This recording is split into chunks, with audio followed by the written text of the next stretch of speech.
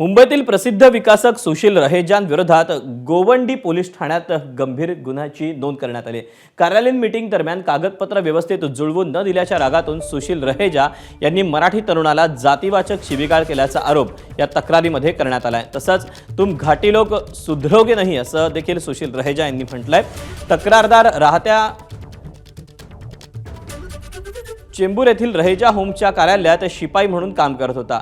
Police आता या प्रकरणाची सखोल चौकशी करतायत।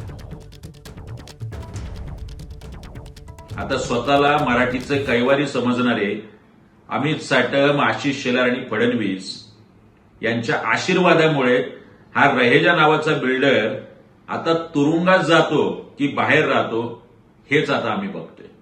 बाकी रस्त्यावरचा न्याय महाराष्ट्र नवनिर्माण सेना आपल्या पद्धतीने करेलच।